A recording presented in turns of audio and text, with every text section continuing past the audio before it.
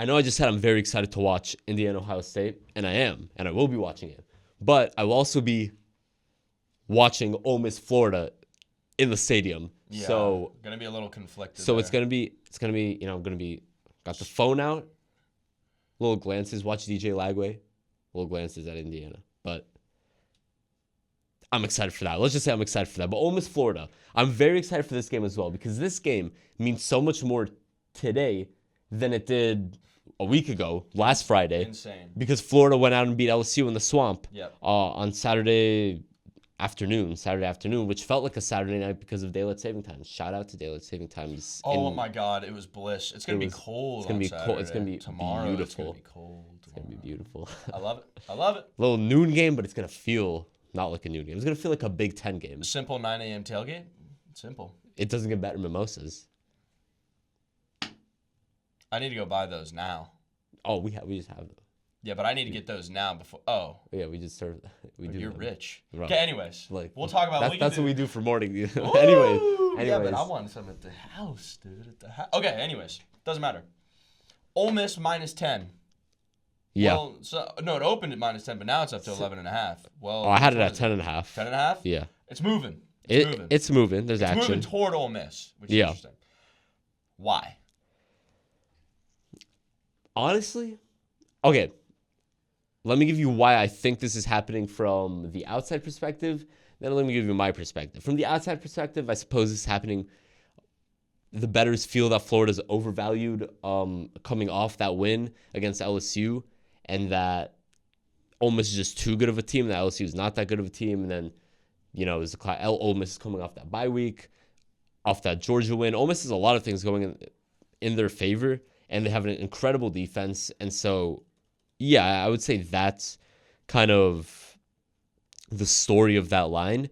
But to me, I do think this Florida team is very good. And we discussed it last episode.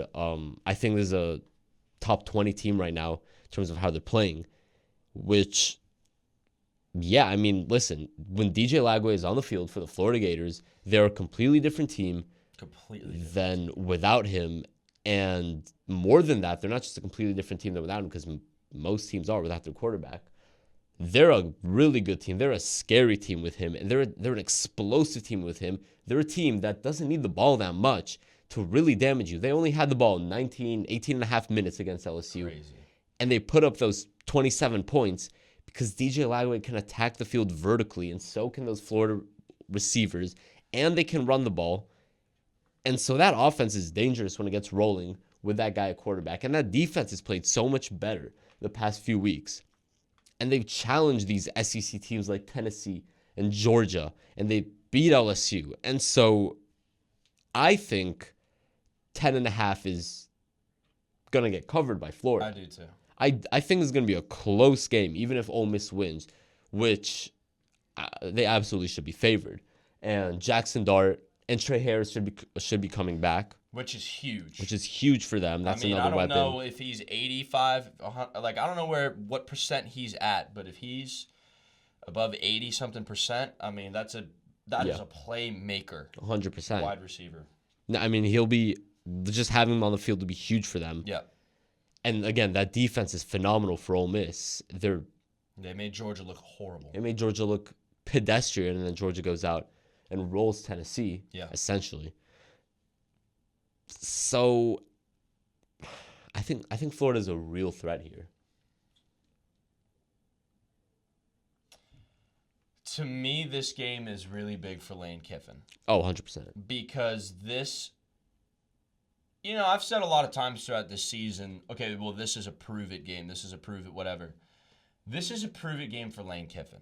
Because it's one thing to beat a team at home, right, and have a big whatever, and great. Yeah. It's another thing to say to yourself, oh, this team that we probably weren't thinking about a lot this season now is completely different.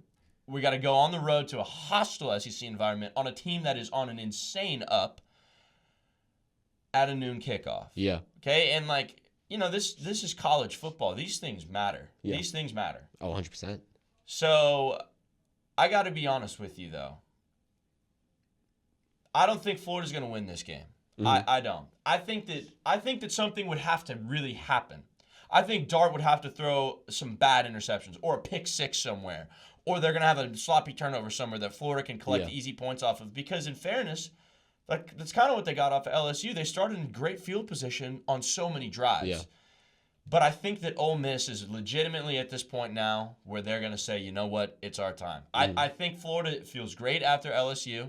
I do. But I think Ole Miss is better than LSU, even though they lost to LSU. 100%.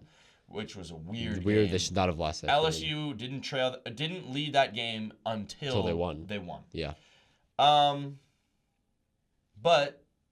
there is the other component of me that says this is the same team that lost to Kentucky at home, that lost to LSU. So I think right now Ole Miss is at the point where I think they're locked in. I think they get it done. I have Florida covering. I think it'll probably be a 3 to 7 point game. I think it'll be close throughout. However, there is the reality, in my opinion, of this game getting blown open early. I mean, if Florida's defense continues to play how they've been playing, then they're going to be okay. Then this will be close. Yeah.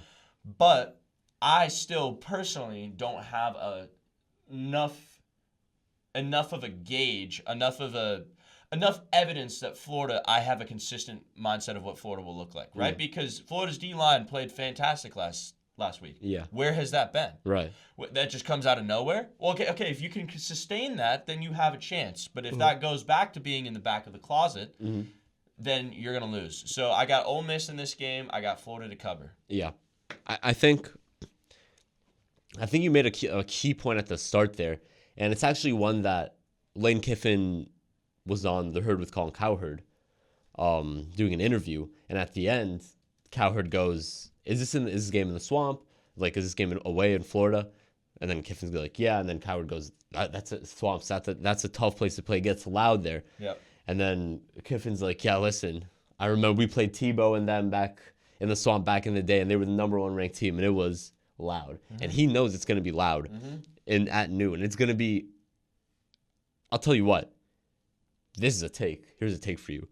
We talked about the weather being beautiful at the start of the show. That matters for the fans. If it was a noon game earlier in the season and it was just steaming hot, the energy is so much lower than it will be when everyone feels more than fine. Everyone is like enjoying themselves and I can't believe they're in this beautiful place and it's loud, but they're not. Last home game of the season. The energy is going to be high after the LSU win. One of the best teams in the country. Yeah. They're coming off an electric win, so that's going to carry over. The crowd is absolutely going to play a factor in this because they're going to be 12 men on defense. Yeah, and that's. I mean, listen, the Swamp has been known to be one of the loudest, home crowds in college football. And so I think that point is important. I think Kiffin knows that, and I think that team knows that in Ole Miss. So who you got? You just want to say it. Just say it. I want to pick Florida just so bad. Say it. Well, here's where I struggle because I also picked Ole Miss to make the playoff at the start of the season, and I've been an Ole Miss guy. Yeah.